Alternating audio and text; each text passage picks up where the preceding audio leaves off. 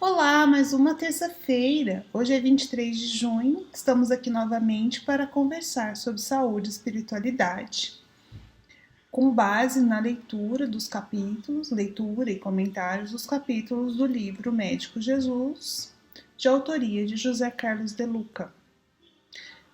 É muito agradável para mim estar nesse momento aqui, dedicando esse tempo para uma reflexão junto com vocês. Eu espero que essa mensagem possa encontrar você em paz e saudável. Mas, se por acaso você está em sofrimento ou conhece alguém que esteja com algum sofrimento em relação à sua saúde, eu também espero que essa mensagem desse maravilhoso livro, esse capítulo em especial, possa ajudar você na solução dos seus problemas. O título do capítulo 7 é Fique em Paz. Ele vai começar com uma citação, com uma frase do benfeitor da humanidade, Emmanuel, que, de acordo com a psicografia, através da psicografia de Francisco Cândido Xavier, no livro Pensamento e Vida, Emmanuel vai falar sobre esta questão da culpa. Então, Emmanuel vai nos dizer que cair em culpa demanda humildade viva para o reajustamento tão imediato quanto possível do nosso equilíbrio vibratório, se não desejamos o ingresso inquietante na escola das longas reparações. Então, quando Emmanuel aqui nos diz sobre a culpa, nós precisamos primeiramente entender que essa palavra culpa, ela vai significar a tomada de consciência de uma falta cometida para com a lei, seja uma lei civil ou uma lei moral.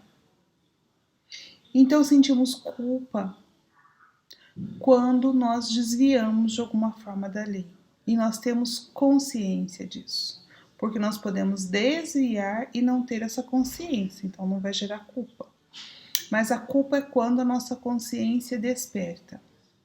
É importante, antes de tudo, entender que todos nós, somos seres humanos em evolução e, portanto, nós cometeremos erros ao longo da nossa trajetória evolutiva.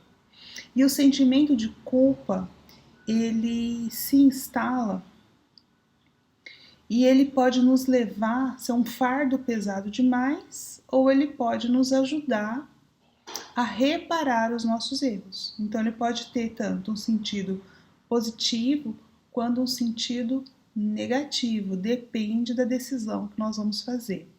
Então a questão não é se vamos cometer erros, porque iremos. Já cometemos muitos erros e iremos cometer outros tantos erros. Mas a questão que se coloca é como nós reagimos aos erros. Se nós usamos os erros para aprender o famoso sacudir a poeira e dar a volta por cima, ou se nós erramos e ficamos nos lamentando do erro, parados, carregando como culpa um fardo pesado demais.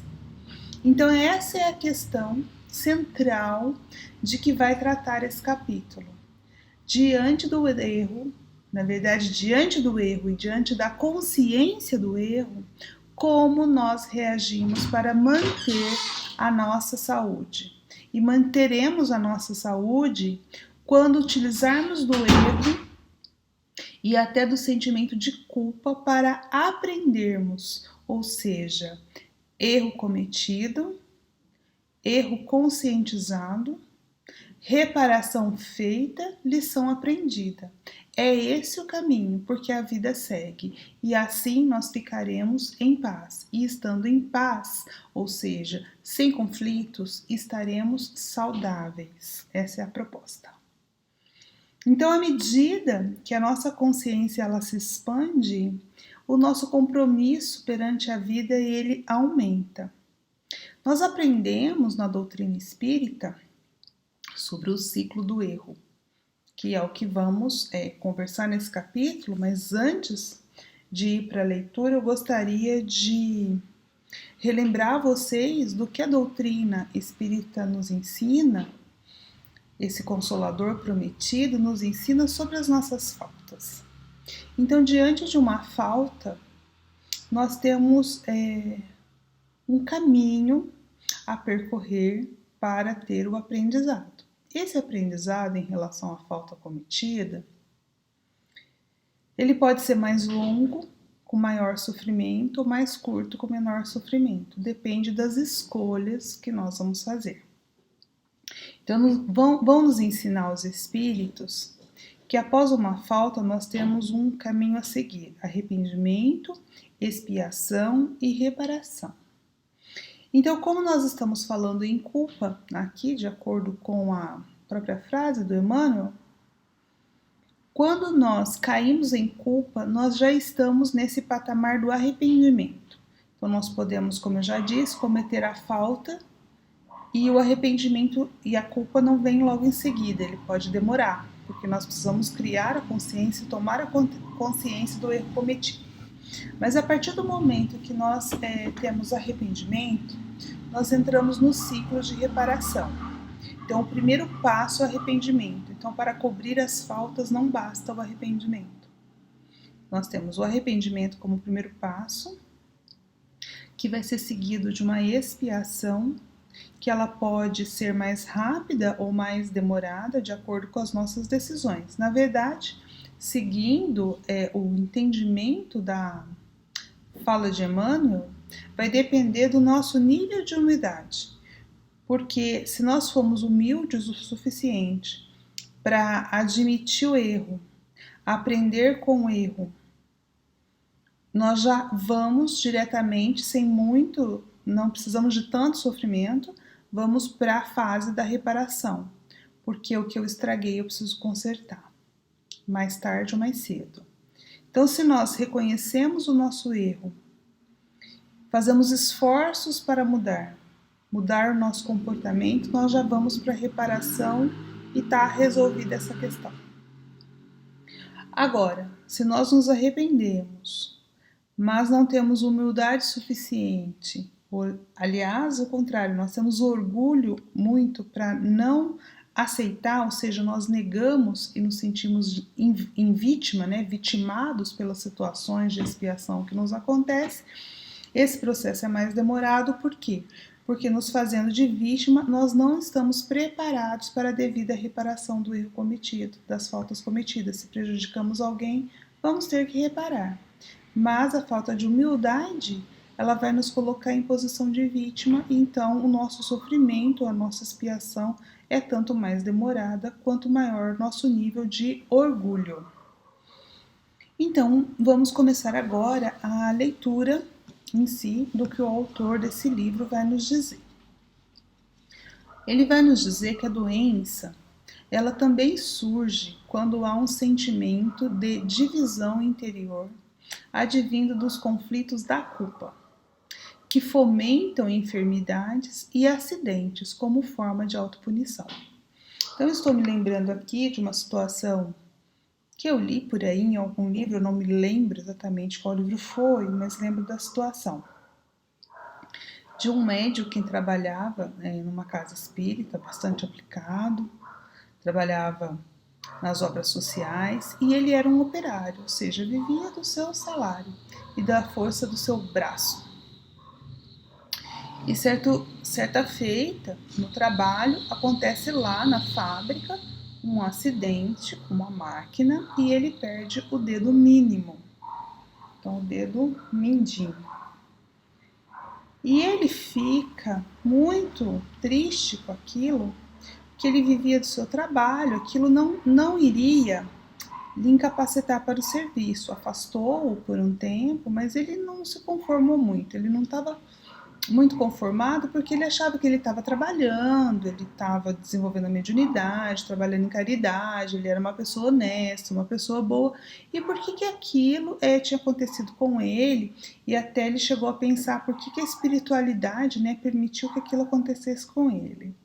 Então, quando ele retorna às atividades da casa espírita, acontece uma comunicação e com uma certa informação para que ele pudesse sair daquela posição que ele estava se colocando, aquela posição de vítima, o que na maioria das vezes é o que fazemos, né? E aí é dito para ele que numa encarnação recuada, não necessariamente automaticamente anterior, mas numa encarnação passada qualquer, ele tinha sido um senhor de escravos e por falta de perdão a uma ofensa, a uma questão que o escravo fez, ele o puniu. E a punição que ele fez a esse escravo foi ordenar que o braço dele fosse moído na máquina que fazia a moenda da cana. E isso, o arrependimento veio mais tarde, quando ele foi chamado para a aferição de valores. Todos nós seremos chamados para uma aferição de valores, isso se dá no momento e no fenômeno que chamamos de morte do corpo físico. Então, depois da morte do corpo físico, seu espírito experimenta certas situações e a consciência dele acusa aquela culpa. E aí, ao longo, né, de um tempo, ele entra em arrependimento e deseja realmente corrigir aquela falta cometida perante a lei divina, como um ato de desamor, como foi o não perdão e uma punição excessiva. Assim, ele mesmo é que solicitou que numa encarnação, nessa encarnação, ou seja, o sentimento de culpa dele, ele não precisava perder mão, perder dedo, perder braço, perder nada, na verdade. Mas ele próprio, o espírito, por conta da culpa que ele sentia por ter feito aquilo, ele escolheu que ele passaria por uma situação em que ele teria a mão decepada. E assim foi feito o planejamento, mas como ele, ao longo dessa encarnação, essa atual, estava trabalhando, necessitava das suas mãos, das duas mãos para ganhar o pão de cada dia, a espiritualidade trabalhou para que a coisa acontecesse, porque ele próprio precisava daquilo, sentir na pele, ele quis, o espírito foi uma escolha que ele fez. Então a espiritualidade trabalhou para que aquilo fosse amenizado, para ao invés de perder a mão toda que o incapacitaria para o trabalho, ele perderia o dedo mindinho. Ficaria a lição sem tanto sofrimento. Por quê? Porque ele estava trabalhando no bem. Então o bem que ele estava fazendo amenizou o seu sofrimento. Então, tá vendo a situação aqui? O próprio espírito em culpa, ele acaba atraindo enfermidades ou acidentes. No caso dessa história que eu acabei de contar para vocês, foi um acidente, mas isso na verdade é uma forma de autopunição do espírito que está em conflito de culpa. É claro que isso é no inconsciente, ele não tinha, como isso aconteceu numa vida passada antes do encarne dele, ele não tinha consciência disso, mas em algum lugar dentro dele, lá no inconsciente, tudo foi confluindo para que aquilo acontecesse. E acontecesse de maneira mais amenizada, porque ele estava num trabalho de correção. Ele estava, de certa forma, trabalhando no bem, trabalhando mais. E aí a gente pode perguntar, e o escravo que teve o braço, né, moído? Na verdade, ele não aparece nessa história, mas a gente pode até fazer uma ideia do que pode, né, ter acontecido. Pode ser que o escravo perdoou, libertou e só ele com a culpa dele mesmo que ficou. Ou, como a gente sabe, que depois do arrependimento, a gente viu acontecendo nessa história, ele se arrependeu após a morte, no desencarne ele reconheceu suas culpas. Passou por um processo expiatório que culminou na decepação do dedo. E agora a gente sabe que no ciclo natural é a reparação. Daí eu, particularmente, isso não está na história, eu estou pensando, poderia muito bem ser esse escravo, poderia ser um filho dele, por exemplo, às vezes um filho rebelado, um filho desobediente, para justamente que ele possa ter essa compreensão, que ele não teve esse perdão, agora com esse espírito numa outra roupagem. Então assim funciona a lei divina. E quanto mais bem e amor nós colocamos em nossa vida, menos sofrimento nós teremos. Continua De Luca. Para recuperar a saúde, convença-se logo de que você precisa se sentir em paz. Isto é, precisa estar reconciliado consigo mesmo, pouco importando o tamanho dos seus tropeços. Ninguém alcança saúde se está com um abscesso chamado culpa. Então aqui o convite é para que nós nos liberemos da culpa, porque a culpa não nos ajuda. Na verdade, a culpa nos congela na situação. Nós ficamos marcando passo naquela situação e não saímos dela. Então, o que é importante que a gente possa lembrar? Que nós não precisamos da punição. Não. A lei divina não precisa de punição para ressarcir. Nós precisamos aprender a amar. Então, nós podemos aprender a amar sem sofrimento. O objetivo da encarnação é o desenvolvimento do espírito, é a evolução, não fala de sofrimento. Ou seja, nós precisamos aprender a amar. Então, eu tenho um exercício que eu acho que pode ser interessante se vocês toparem e abraçarem essa ideia. Se você acha que o motivo do seu sofrimento, seus ou daqueles que você tem contato, que você possa ajudar, possa vir de alguma culpa, é muito importante que você verbalize, porque muitas vezes nós sofremos e não verbalizamos aquilo que estamos sentindo. Então, seja num desabafo com um amigo, com um terapeuta, se você não tiver com quem falar, pode ser procurar a terapia para conversar. É uma estratégia, o atendimento fraterno da casa espírita, enfim, conversar com alguém e verbalizar isso, porque quando você verbaliza, quando você conta para o outro, na verdade é para você mesmo que você está descarregando aquela culpa, para você seguir em frente, porque é isso, os erros e o arrependimento são importantes para que a gente possa reconhecê-los e seguir adiante, aprendendo, não para nos congelar na situação. Se não for possível conversar com alguém, escreva num papel e depois jogue fora. Então, mas é importante você verbalizar. A partir da verbalização desse sentimento de culpa, você precisa fazer o exercício de reconhecer que você é um ser em evolução, exercitar o auto-amor, auto-perdoando-se.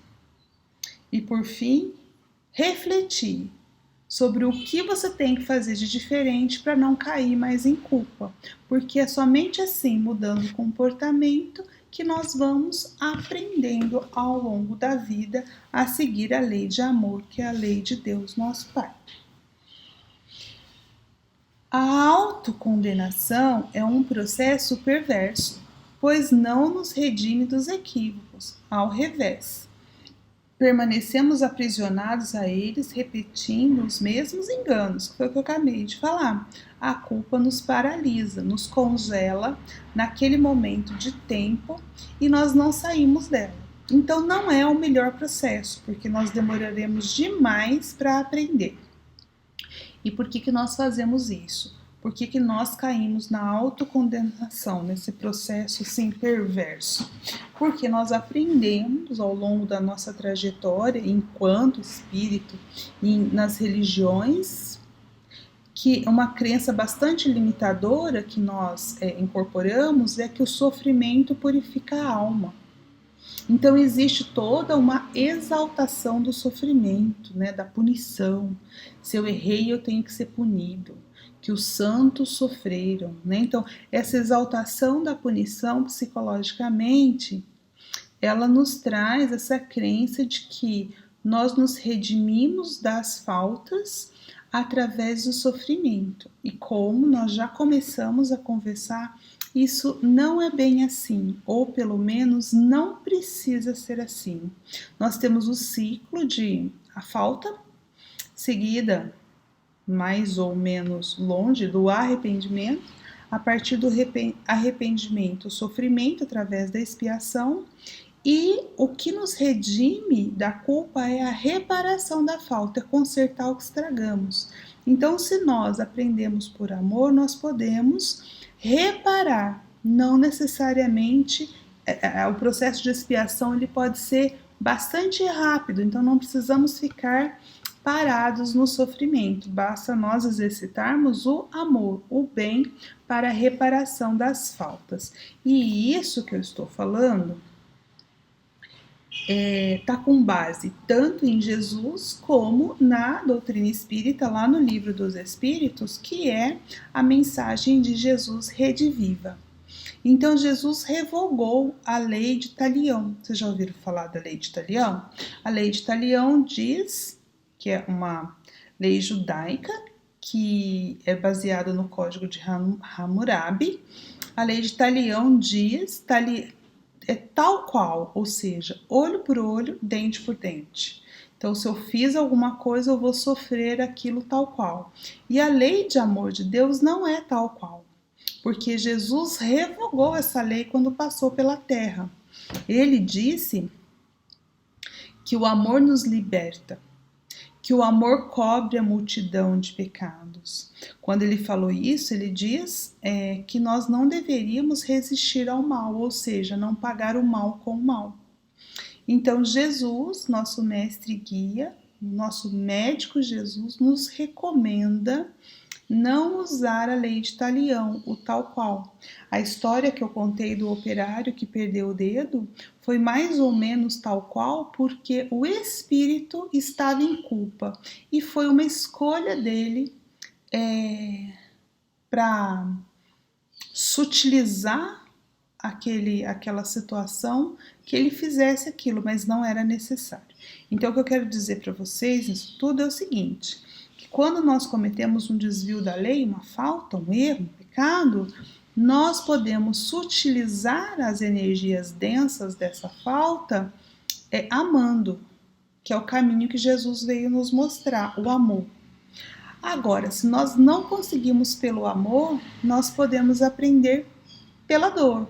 Pela dor, nós vamos desgastando essas energias densas da falta, sofrendo aos pouquinhos. Então, é um processo mais demorado. É a nossa escolha. Jesus veio nos mostrar que é possível um atalho, um caminho mais rápido, amando. Mas nós temos a escolha e muitas vezes nós fazemos a escolha do sofrimento.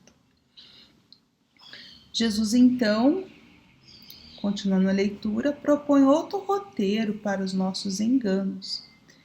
Pede-nos para não resistirmos ao mal, isto é, para não usarmos as mesmas armas do mal, porque o mal não faz bem a quem o comete. O mal não produz saúde, o mal produz a enfermidade. Então, o bem que nós fazemos ao outro anula o mal que fizemos. É isso, o caminho é trabalhar no bem, amando, não pagar o mal com o mal, porque pagar o mal com o mal, quando caímos em culpa e permanecemos na culpa, culpa é um mal quando nos paralisa. Então, nós não podemos pagar o mal que fizemos com o mal contra nós mesmos. Nós precisamos, de acordo com o ensinamento e a recomendação do médico Jesus, da outra face, a face do perdão, a face do bem, perdão a nós mesmos para que possamos seguir em frente. Então, assim, dentro dessa perspectiva de quando nós estacionamos, marcamos passo na culpa, a culpa então é um mal, pois ela é uma espécie de condenação. E Jesus nos pede para não julgarmos, nem a nós mesmos, pede para darmos a outra face, a face do perdão e do amor. E por que nós não seríamos dignos também de receber esse perdão? Não são os doentes que precisam de remédio? Então, o auto-perdão é o remédio que Jesus nos receita. a terapia para não resistirmos ao mal que o sentimento de culpa nos causa.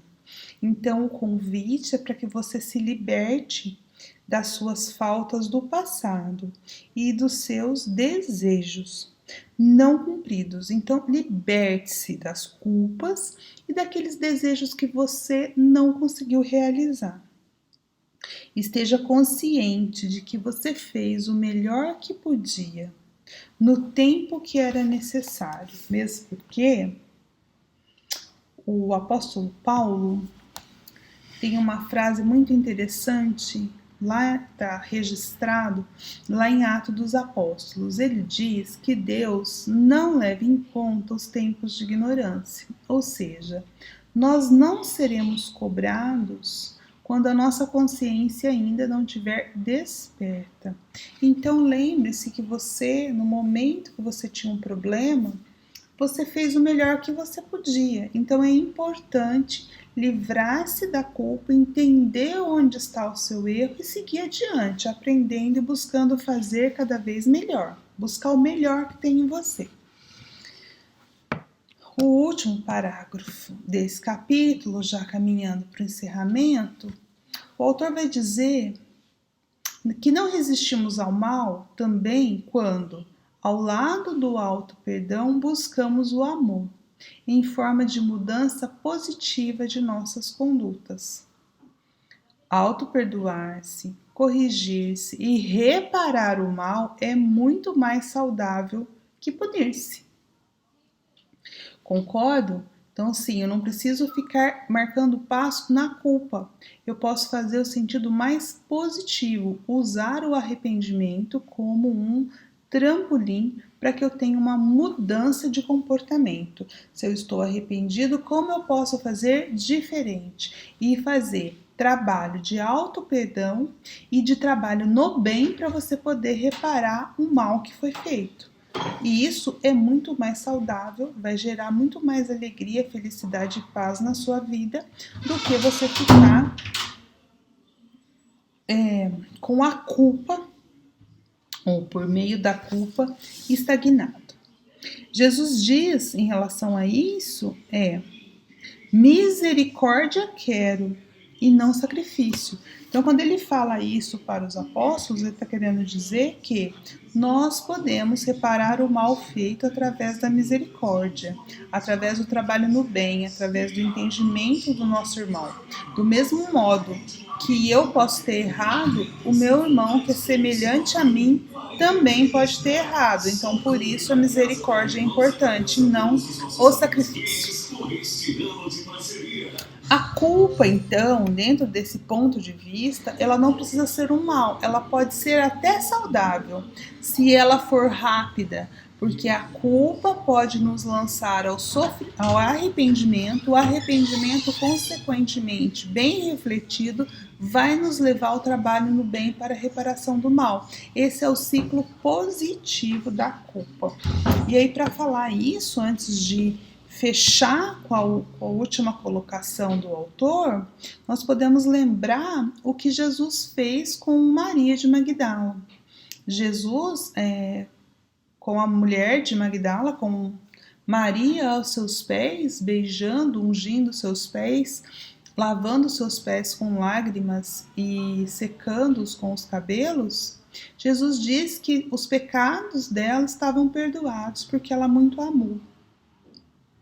Então, quando Jesus diz que os pecados dela, os muitos pecados dela estavam perdoados, ele quis dizer a ela não que ela estaria isenta das responsabilidades do mal praticado, mas que ela estava liberada da culpa. Então, assim ela pôde ficar livre para seguir o trânsito natural do ciclo para expiação e reparação.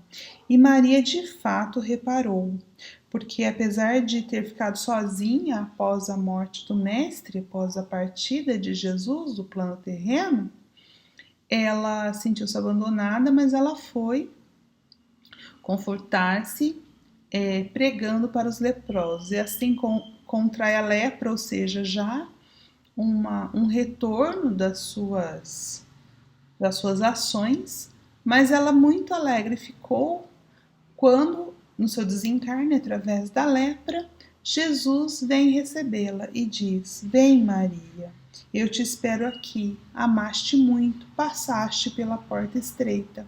Então é uma maneira de sofrer até, mas de sofrer no sentido de reparar amando o mal e assim ter uma vida apesar do corpo de Maria ter chegado ao desencarne pela lepra, pela hanseníase, o espírito dela estava saudável, porque ela tinha conseguido reparar os seus erros.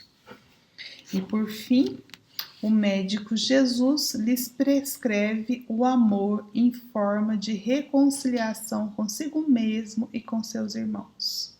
Então, eu não consigo perdoar a outro se eu não consigo perdoar a mim mesmo. Então, a reconciliação tem que ser comigo e depois com os meus irmãos. É isso que vai me trazer paz e saúde, porque Jesus aceita todos os seus deslizes, mas ele não quer que você continue desse jeito, sofrendo, porque ele o ama demais. Portanto, Jesus quer que você fique em paz, porque a lição aprendida é a vida que segue em constante evolução. No Livro dos Espíritos, Kardec, o codificador, pergunta aos espíritos qual o objetivo da encarnação. Os espíritos respondem: buscar a perfeição. Lá, em nenhum momento fala de sofrimento nem de expiação. Aprendamos com Jesus e com a doutrina espírita ficar em paz e, estando em paz, ser muito mais saudáveis. Espero que essa mensagem tenha atingido você, tocado você, para que você possa fazer reflexões sobre quais são as culpas que você carrega e como se liberar desse peso desnecessário, porque nesse caminho evolutivo nós não precisamos de pesos desnecessários, porque nós só temos que aprender a amar, e amar nos torna mais leves. Espero que vocês tenham uma ótima semana, fiquem bem, saudáveis e que a paz de Jesus esteja com vocês. Até breve, Deus abençoe a todos.